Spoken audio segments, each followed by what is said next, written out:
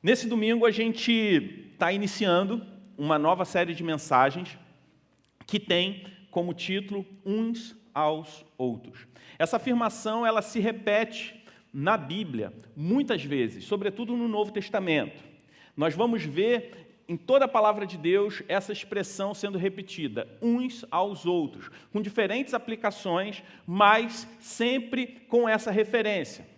Isso acontece porque nós vemos que no surgimento da igreja, ali no livro de Atos 2, nós vemos que quando, após a ascensão de Jesus, quando o Espírito Santo, ele desce sobre a vida da igreja e as pessoas são empoderadas pelo Espírito, como o próprio Senhor Jesus, ele promete, receberão poder quando descer sobre vós o Espírito Santo e serão minhas testemunhas. As pessoas começaram a se encontrar com Cristo, as pessoas começaram a serem aceitas por Deus através do sacrifício de Jesus, quando elas começaram a compreender a mensagem do Evangelho. E nós vemos ali em Atos 2 que após a conversão de muitas pessoas, acontece algo na vida dessas pessoas. Essas pessoas elas passam a viver de uma forma diferente. Iniciando no versículo 42 até o 47, nós vamos ver que a palavra de Deus diz que elas continuavam a se reunir no templo para orar, para ouvir a palavra de Deus, para adorar juntos, mas também elas se reuniam de casa em casa, onde elas compartilhavam a vida.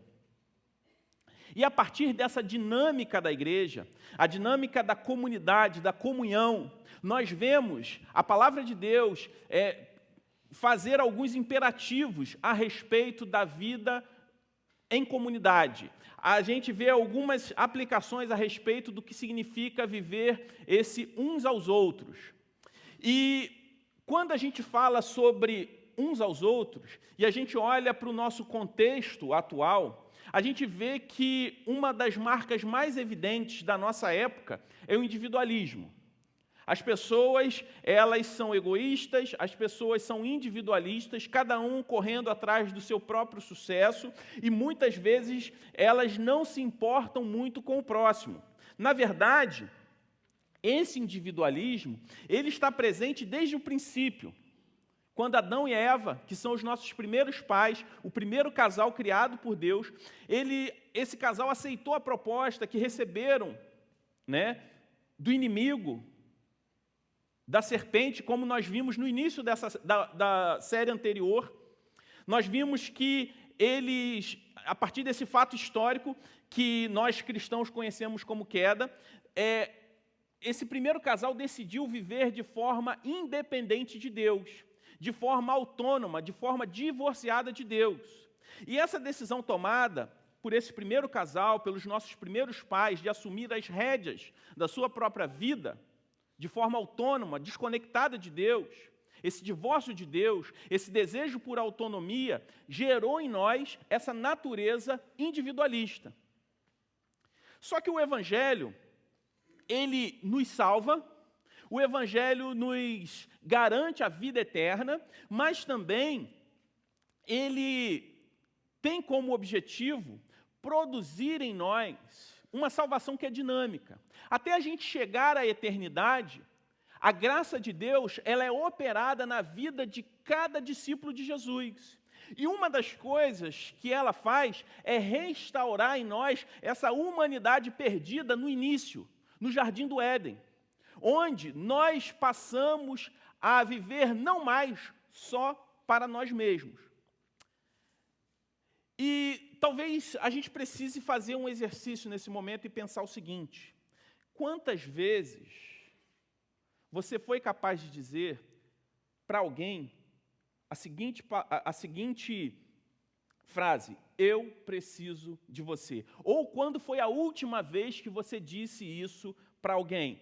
Quando foi a última vez que você reconheceu que você não é autossuficiente, que você precisa do outro, que você precisa de alguém? Interessante que, há um tempo atrás, eu conversando com uma criança, com um garoto, e na última Copa do Mundo, ele falou que naquele ano, ele iria colecionar o álbum de figurinhas, mas que ele ia fazer diferente. porque na Copa de 2014, ele não conseguiu completar o álbum. Ah, mas por que você não conseguiu completar o álbum?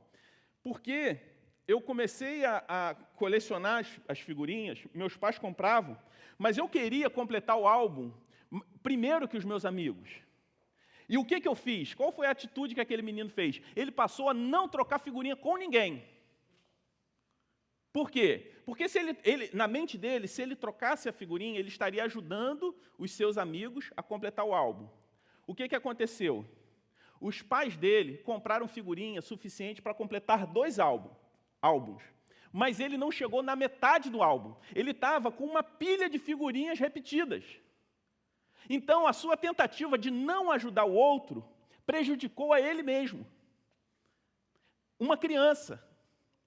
Por quê? Por conta dessa natureza individualista que nós, na verdade, potencializamos na sociedade, mas nós não aprendemos com o tempo e nos tornamos individualistas. Nós nascemos individualistas. E o que nos liberta desse individualismo, desse egocentrismo, desse egoísmo, é justamente a graça de Deus. Nós não somos seres humanos completos, não somos seres completos, e precisamos uns dos outros. E o problema é que a queda, o pecado cometido lá no Jardim do Éden, retirou de nós a alegria de reconhecer que nós precisamos uns dos outros. Às vezes, nós nos sentimos frustrados quando nós não conseguimos resolver determinada situação na nossa vida pela nossa própria força, pelas nossas próprias habilidades, e precisamos pedir ajuda a alguém. Só que o Evangelho, como nós falamos, ele nos salva disso. Ele nos salva desse sentimento, dessa prática. O Evangelho, a salvação que é dinâmica, produz em nós, na medida que nós caminhamos com Cristo, vai nos restaurando, nos redimindo, para que a gente recupere, em algum nível, a humanidade que nós perdemos após o pecado fazer parte da nossa vida. E por isso que Deus, Ele ordena aos seus filhos que nós cuidemos uns dos outros. E a gente vê isso sendo dito e ordenado por Deus de forma ampla na Bíblia. O Senhor nos alertando sobre a importância do cuidado mútuo. E nessa série, nós vamos falar sobre alguns imperativos da expressão uns aos outros, que se repete inúmeras vezes na Bíblia. E hoje, em especial, falaremos sobre aquele que é a base do cuidado mútuo, a base para todas as outras afirmações de uns aos outros, aquela que é a razão pela qual, aquela que vai nortear todas as outras mensagens que nós teremos ao longo das próximas semanas. Porque se não tiver essa base pela qual nós vamos falar hoje, todas as outras expressões uns aos outros, o servir um ao outro, o confessar um ao outro, o ajudar um ao outro, nada disso tem sentido. Hoje nós vamos falar a respeito de uma passagem encontrada lá no Evangelho de João, no capítulo 13, quando Jesus fala para os seus discípulos: amem uns aos outros. Por isso eu te convido a abrir a sua Bíblia ou acessar a sua Bíblia, se você estiver usando em um dispositivo eletrônico. Se você estiver com ela impressa, você pode abrir. Se você não tiver a Bíblia de nenhuma forma, a gente vai projetar ali, você pode acompanhar. João 13, do versículo 31 ao versículo 35. Vamos nos colocar de pé para a leitura da palavra de Deus?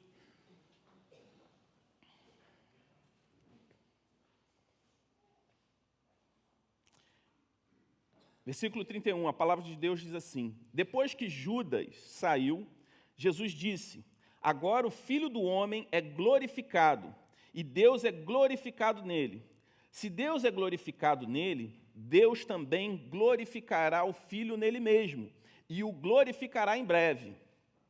Meus filhinhos, vou estar com vocês apenas mais um pouco. Vocês procurarão por mim, e como eu disse aos judeus, agora lhes digo: para onde vou, vocês não podem ir. Um novo mandamento lhes dou: amem uns aos outros, como eu os amei. Vocês devem amar-se uns aos outros. Com isso, todos saberão que vocês são meus discípulos, e se vocês amarem uns aos outros. Vamos orar? Pai, nós te agradecemos pela sua palavra, e te pedimos, Senhor Deus, fala aos nossos corações através dela, que o Senhor abra mentes e corações, retire de nós a distração, a preocupação, e que a nossa atenção esteja inteira, Senhor Deus, em ouvir a tua voz nesse momento. No nome de Jesus é que nós oramos. Amém. Você pode se assentar.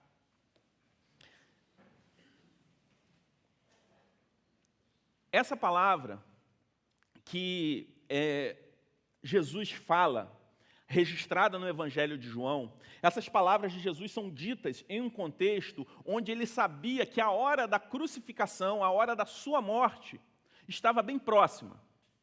Jesus sabia, naquele momento, que sofreria muito, de forma violenta, seria morto de forma violenta e dolorosa, sem merecer.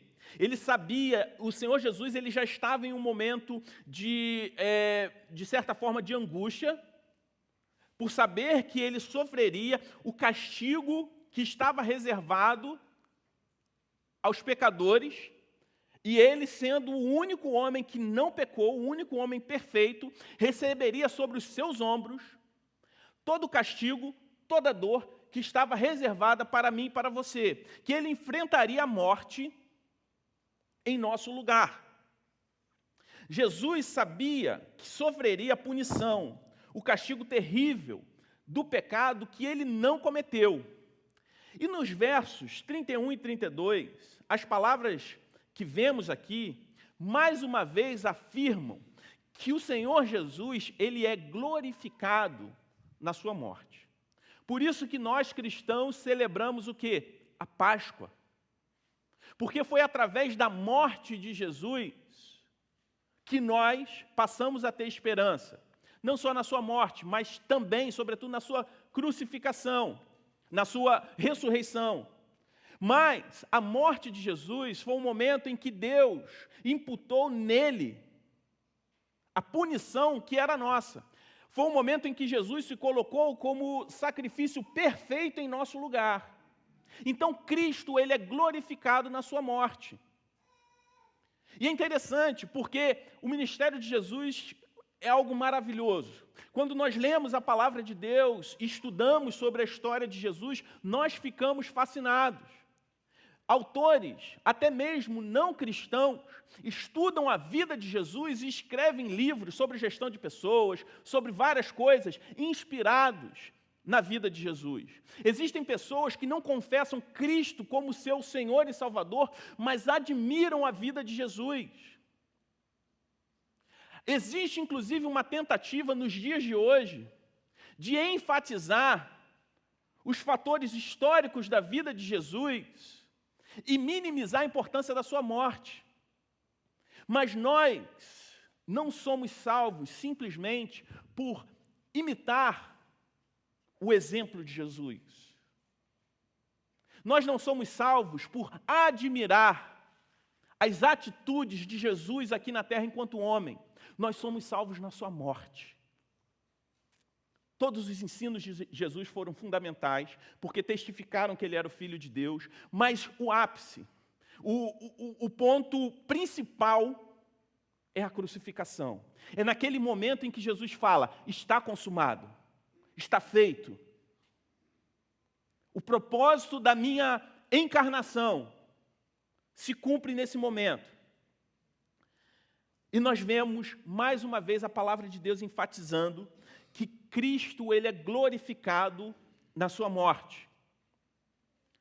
Quando Jesus fala essas palavras e quando nós lemos isso no Evangelho, nós, mais uma vez, vemos a afirmação de que Jesus Cristo, ele é o sacrifício perfeito e que para onde Jesus iria, os discípulos não poderiam ir.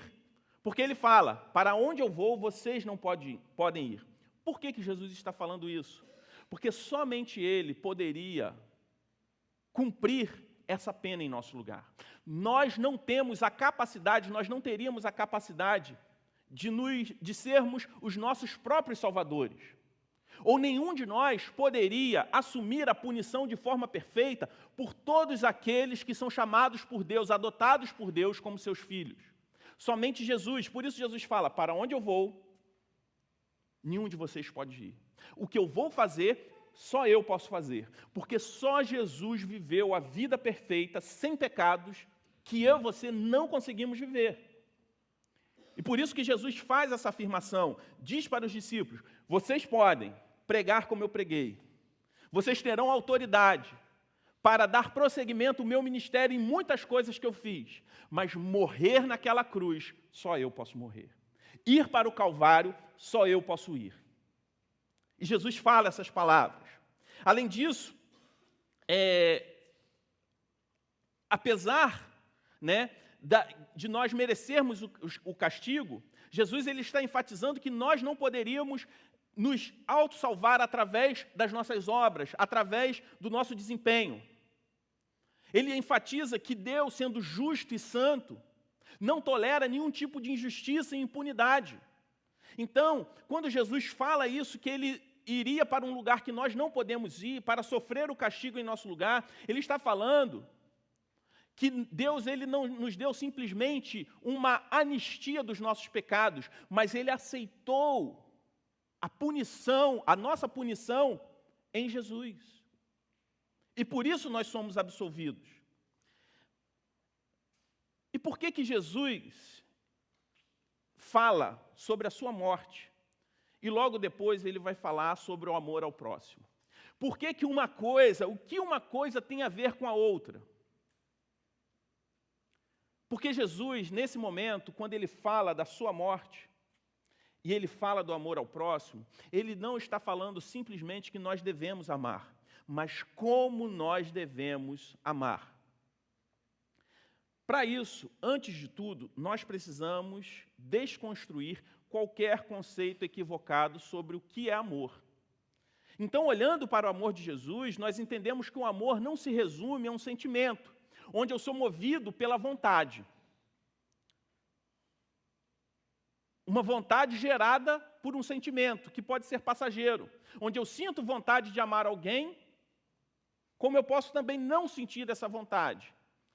Desconstruir o conceito errado sobre o amor, que, antes de tudo, é uma decisão e é prático, é sacrificial, não se resume a palavras. Jesus fala que Ele nos amou se entregando à morte, porque foi na sua morte que Ele demonstrou o seu amor por nós, se entregando para ser morto e nos salvar da condenação eterna. Ele viu, Deus olhou para nós e viu que a única forma de nos salvar, de resolver o maior dos nossos problemas, era enviando Jesus Cristo, seu Filho, para ser o sacrifício em nosso lugar. Então Ele demonstrou amor. Quando você vê alguém morrendo de fome, e você tem a comida para dar para aquela pessoa, qual é a melhor forma de você demonstrar amor? Falando, eu te amo, ou entregando um prato de comida? O que adianta você falar, eu te amo, e você ter a comida para compartilhar com aquela pessoa que está morrendo e não dá? Se você vê alguém morrendo, e você tem a medicação que é capaz de curar aquela pessoa, que você não vai até mesmo precisar daquele medicamento, você fala, eu te amo, e não dá esse remédio, você de fato demonstrou amor? Foi assim que Deus fez conosco. Ele viu o homem perdido, caminhando em direção à morte eterna. Viu a nossa incapacidade de sermos os nossos próprios salvadores. E então Ele envia Jesus Cristo. Ele assume a forma humana para ser o homem perfeito e se sacrificar por nós. Assim, Deus demonstrou o amor dele por nós. Então, se Deus é amor, como a palavra dele diz, não diz que Deus contém amor, mas que Ele é amor, nós precisamos olhar para o amor de Deus para entender verdadeiramente o que é o amor. E a forma como Deus nos amou. Então, Deus ele não simplesmente fala que nós devemos amar. Jesus ele não fala simplesmente que nós devemos amar, mas ele dá o padrão do amor. Qual é o padrão para esse amor? Repare uma coisa. Jesus diz o seguinte: eu estou dando um novo mandamento. Porém, não era novidade para aqueles homens que estavam escutando essas palavras de Jesus, que eram seus discípulos, que nós deveríamos amar, que eles deveriam amar Deus acima de tudo e o próximo como a eles mesmos. Isso já estava expresso nos 10 mandamentos. Esse conhecimento sobre amar a Deus acima de tudo e o próximo como a si mesmo não era novidade. As pessoas já sabiam. O amor ao próximo não era novidade para muita gente, principalmente para aquelas pessoas que Jesus fala essas palavras naquele momento. Porque eram pessoas que caminharam e aprenderam com Jesus por 3 anos. De forma intensa. Então, qual era a novidade nesse mandamento que Jesus disse que era novo? Se o amor ao próximo não era uma novidade. Na verdade, nós vemos aqui Jesus elevando o padrão. Jesus colocando o amor de forma mais profunda. Jesus aqui, ele está ampliando, aumentando esse padrão. Quando eu vejo aqui essa atitude de Jesus, eu lembro na Olimpíada do Rio de Janeiro, na prova de atletismo, que um atleta brasileiro chamado Thiago Braz ganhou a medalha de ouro, ele não estava cotado para isso, para o salto com vara. Não sei quantos viram essa prova, eu lembro que eu assisti, era uma modalidade esportiva que não me chamava tanta atenção, mas naquele momento eu vi que estava passando e, de repente, todo mundo, um brasileiro, está com chance de pódio. E eu lembro que, no final, ele ficou junto com um atleta francês, se eu não me engano, e ele foi desafiando aquele atleta a subir o quê? O obstáculo, o sarrafo, para fazer o salto. Até o momento que ele elevou o nível do obstáculo a um nível que nem ele mesmo nunca tinha saltado. Que era, inclusive, se eu não me engano, o recorde olímpico, não o mundial, mas o recorde olímpico. Ele elevou o padrão muito além do que ele mesmo já tinha saltado. E ele consegue saltar, o francês, debaixo de muita vaia, ficou irado, porque vaia não é muito comum em outros países, ele não estava acostumado com isso, mas no Brasil a torcida aplaude, mas também vaia. O francês ele não conseguiu saltar, porque o Thiago, atleta brasileiro, conseguiu saltar em um padrão mais elevado. Ele elevou ainda mais o padrão. E foi algo desafiador para ele. O que nós vemos aqui é o Senhor Jesus elevando o padrão desse obstáculo, é Jesus subindo o sarrafo, nos desafiando para um salto ainda maior, desafiando aqueles homens para amar em um nível ainda mais elevado do que eles conheciam. Mas qual foi esse padrão que Jesus elevou?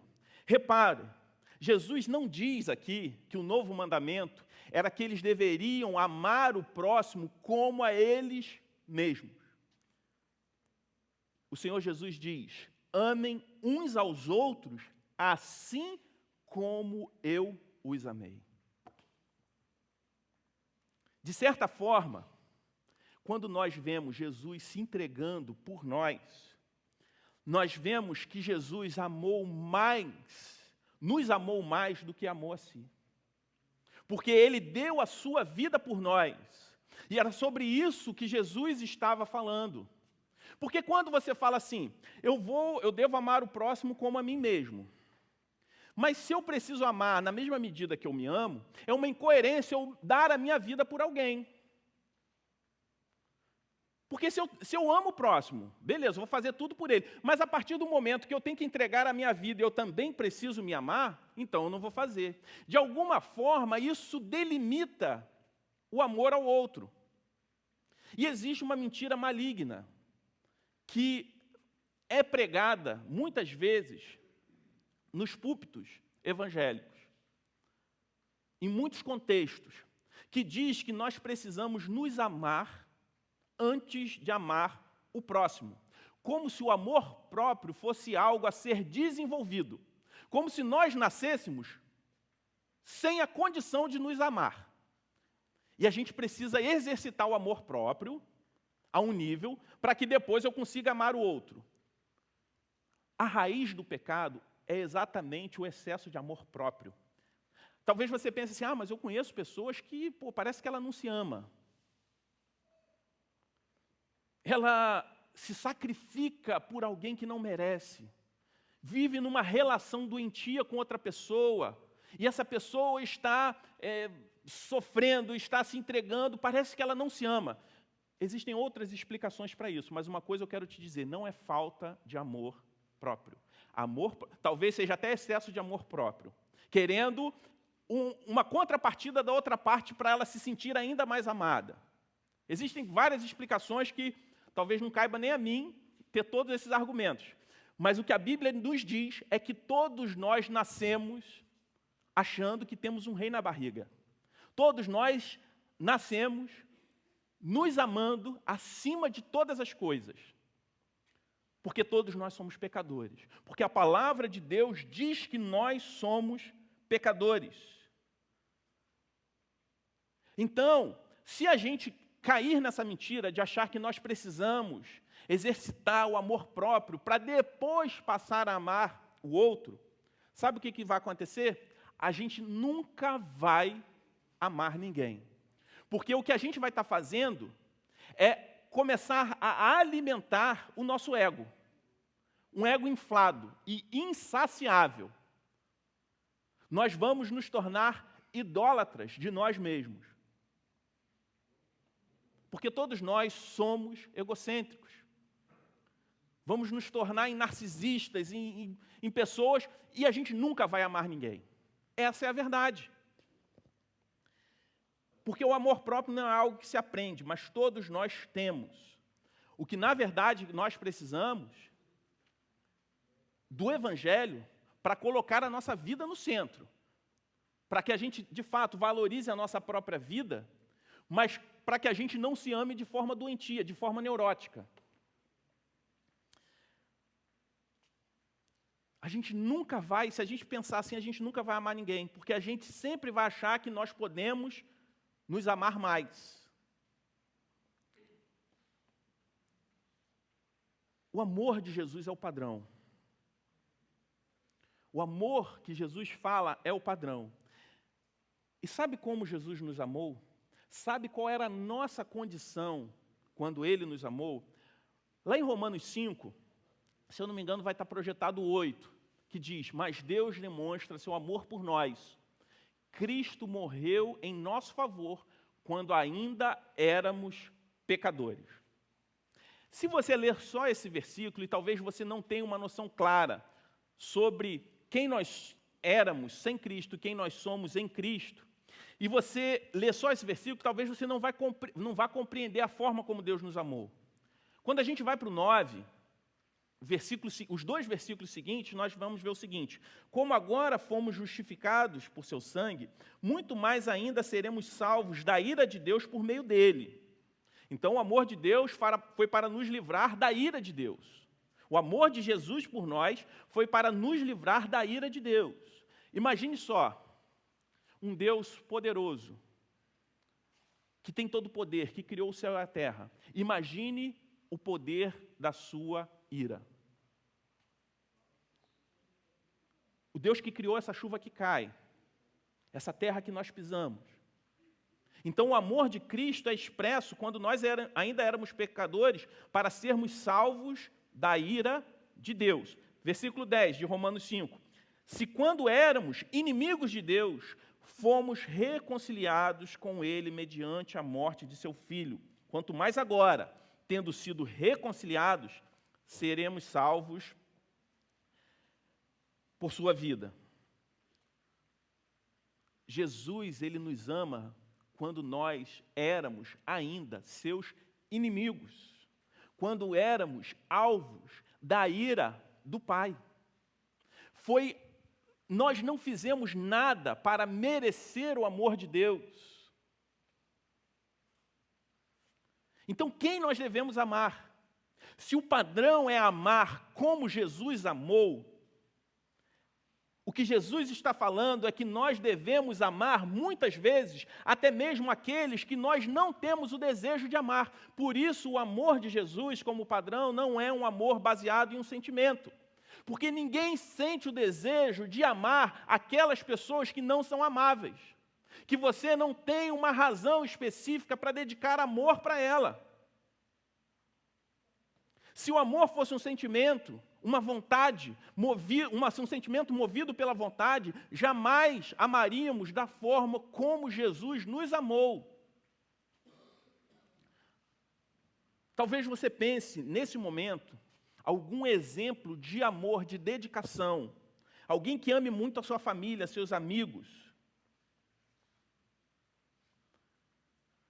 Isso, de fato, nós precisamos fazer. É triste quando o ser humano não consegue dedicar amor nem àquelas pessoas que o amam.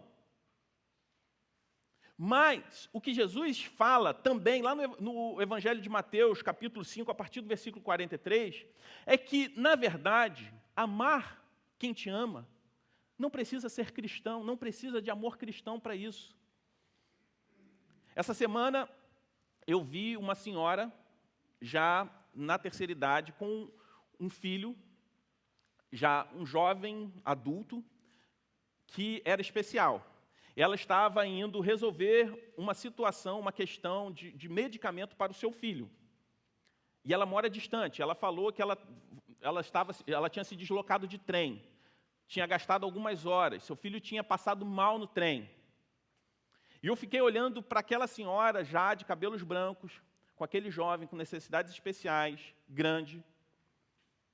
E eu fiquei pensando, talvez essa senhora tenha dedicado, talvez metade da sua vida, por esse rapaz. Talvez ela abriu mão de muitas coisas para cuidar desse seu filho especial. Amor é isso. Amor, quando Jesus fala de se doar, de entregar a vida, é visto na prática em situações como essa. Mas, ao mesmo tempo, eu nem sei se aquela mulher é cristã. Eu nem sei se ela acredita em Deus.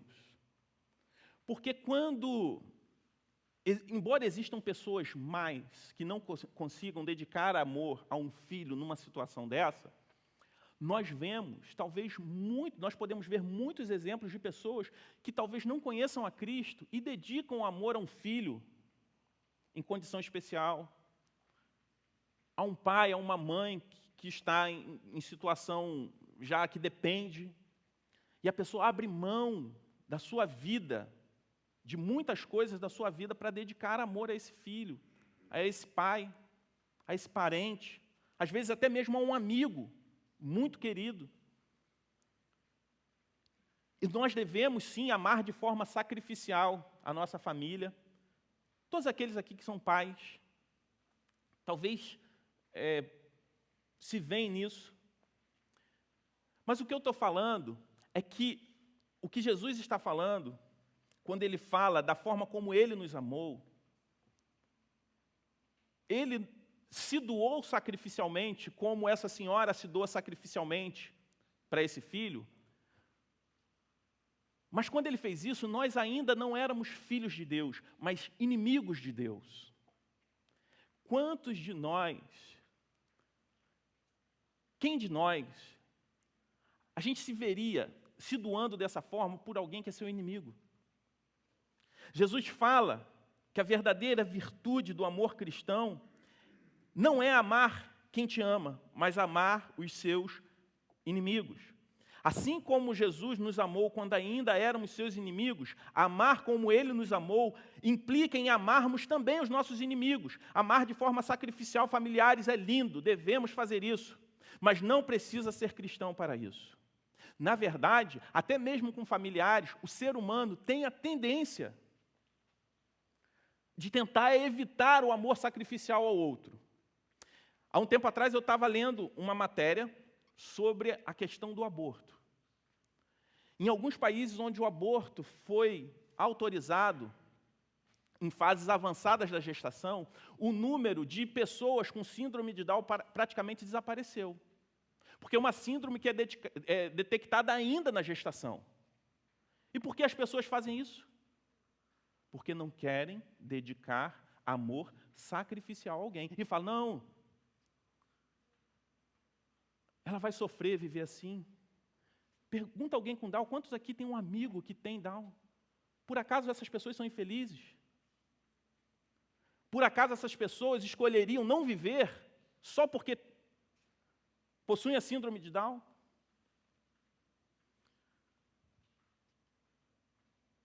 Essa é a nossa natureza pecadora. É essa natureza pecadora que nos faz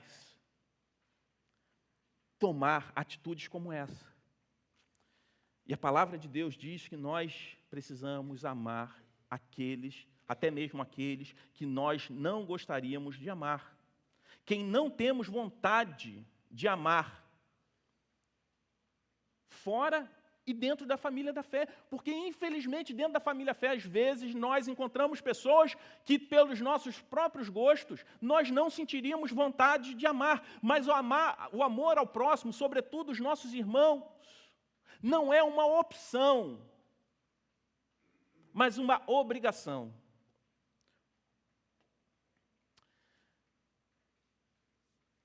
Francis Schaeffer, que foi um grande teólogo, ele tem uma frase interessante, que ele diz o seguinte: se visível, o amor como de Cristo é a apologética final.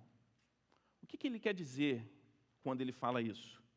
A apologética é a defesa da fé, né?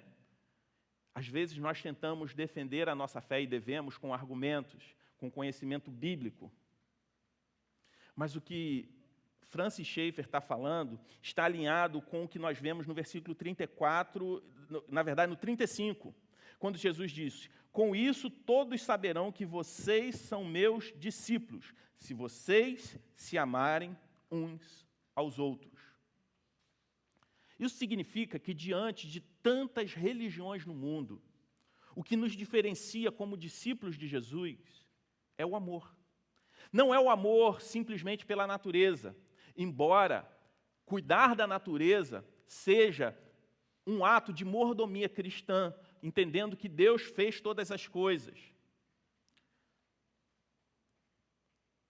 Mas vivemos em tempos onde as pessoas amam mais a natureza do que pessoas, do que o outro. Jesus também não está falando que o que nos identifica como cristãos é a linha teológica que nós seguimos, embora existam pontos fundamentais da fé cristã que são inegociáveis, e entendemos que uma boa teologia reflete uma vida cristã saudável em uma igreja saudável. Por isso, nós valorizamos a teologia, sim, somos confessionais, mas não é isso o ponto fundamental que nos distingue enquanto cristãos. Existe um espectro, algumas variações que não atacam exatamente a essência do Evangelho, que porventura a gente pode divergir com algumas outras denominações.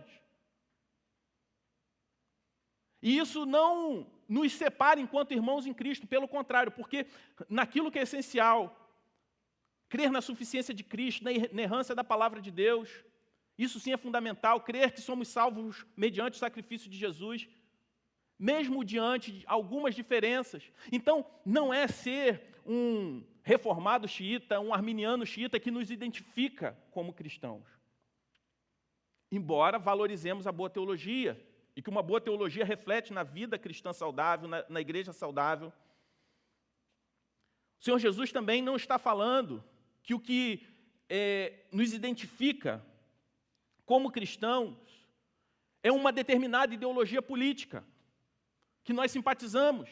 Embora exista em qualquer corrente política pontos que podem convergir em algum grau com o Evangelho, da mesma forma, nós vemos alguns pontos que são completamente contra o Evangelho e que algumas ideologias têm mais desses pontos e outros muito menos. Mas não é a ideologia política que eu abraço que me identifica como filho de Deus. E vivemos em tempos onde as pessoas querem dogmatizar ideologias, e isso não é exclusividade de um lado ou do outro nesse sistema polarizado que a gente vive. Porque de ambos os lados nós vemos pessoas tentando justificar como se a identidade do cristão estivesse depositada totalmente na ideologia política que ela abraça. Não é isso que nos identifica como crentes. Na verdade, a gente vive até mesmo em tempos onde, no evangelicalismo brasileiro, onde o herege político é pior do que o herege teológico. Quando eu falo de herege teológico, eu não estou falando dessas pequenas variações que a gente costuma falar que são de mão aberta dentro da igreja evangélica como um todo, mas distorções de doutrinas essenciais do Evangelho, compreensões completamente equivocadas sobre o que é o Evangelho, sobre o papel do homem diante de Deus, o papel da mulher, dos filhos, da família. Toleramos algumas questões fundamentais em relação ao Evangelho, mas às vezes a gente não tolera um irmão que pensa de forma política diferente da nossa, mesmo que aquele irmão esteja equivocado. A gente não consegue agir em amor com o outro. O que nos identifica como cristãos não é o nosso ativismo político, alimentar, forma de parto, entre outras coisas que a gente vê hoje as pessoas criando uma identidade em cima de várias questões que são após o Evangelho, que não estão ligados às últimas coisas, mas às penúltimas. Em tempos onde as pessoas simplesmente não basta a pessoa não gostar de algo, mas elas precisam odiar. Em tempos onde as pessoas odeiam qualquer coisa que seja divergente ao que ela gosta, o amor cristão se põe como uma contracultura a essa regra. Essa mensagem, meus irmãos, quando a gente fala sobre o amor ao próximo, como Deus nos amou, como Jesus nos amou, ela parece dura, mas ela se torna suave quando a gente entende quem de fato somos, ou melhor, quem de fato nós somos ou éramos sem Cristo, e entendemos o que Ele fez por nós. Jesus, Ele não propõe o amor dessa forma como uma possibilidade, mas ordena o amor ao outro como um testemunho vivo do Evangelho em você, em mim, e em todos aqueles que são chamados, adotados como seus filhos. É um testemunho de coerência com o fato de que Deus não negligenciou o amor a nós, apesar de que éramos seus inimigos. Não temos o direito de agir de forma diferente com o próximo. Inclusive, irmãos, o nosso amor a Deus é fruto da iniciativa dele em nos amar, quando nós ainda não o amávamos. Porque a palavra de Deus diz que Deus nos amou, nós amamos a Deus porque Ele nos amou primeiro. A iniciativa foi de Deus por nós. E quando Jesus fala, ame o seu próximo como eu os amei, Ele está falando que cabe ao cristão a iniciativa de amar aquele que ainda não te ama. Portanto, amar o próximo, sobretudo aqueles que não nos ama, é um ato de obediência e reconhecimento do amor de Deus por nós. É um testemunho vivo do Evangelho. Isso serve de alerta para nós, cristãos, sobre a nossa responsabilidade no amor ao outro. E também é uma mensagem de esperança para aqueles que talvez estejam aqui, que não conheciam exatamente a profundidade, o tamanho e a dimensão do amor de Deus. Talvez você projetasse em Deus não um senhor, mas um servo. Que o amor dele se resumisse em alguém que estaria à sua disposição para realizar os seus desejos, transformando no Senhor, em Deus, numa figura parecida como aquele gênio da lâmpada mágica da ficção, como alguém que tem poder para realizar todas as coisas e se coloca como um servo seu. O amor de Deus por nós foi algo muito mais profundo. Foi Ele entregando Jesus Cristo para morrer em nosso lugar. Foi alguém que dedicou amor prático àqueles que eram seus inimigos. Vamos orar? Pai querido, nós te louvamos, Senhor, te louvamos pelo seu amor. Nós somos gratos ao Senhor porque o Senhor nos amou de forma profunda. E graças ao teu amor, nós estamos aqui hoje e somos chamados como filhos teus. Obrigado, Senhor Deus, por tão grande amor. Se porventura há pessoas aqui, Senhor, que ainda não foram alcançadas por esse amor, que o Senhor faça a obra nessa noite. E que o teu amor venha de encontro a esses corações. E que elas possam sair daqui dessa noite transformadas. E que nós outros, que já tivemos esse encontro, que já conhecemos o teu amor, que a gente a cada dia venha se lembrar dessa mensagem. E que não venhamos a negligenciar a responsabilidade que temos de testemunhar o seu amor por nós, através do amor ao próximo. Que o Senhor faça a obra nos nossos corações e nos incomode, Senhor Deus, com essa afirmação, não só hoje, mas todos os dias que estivermos aqui nessa terra. No nome de Jesus é que nós oramos. Amém.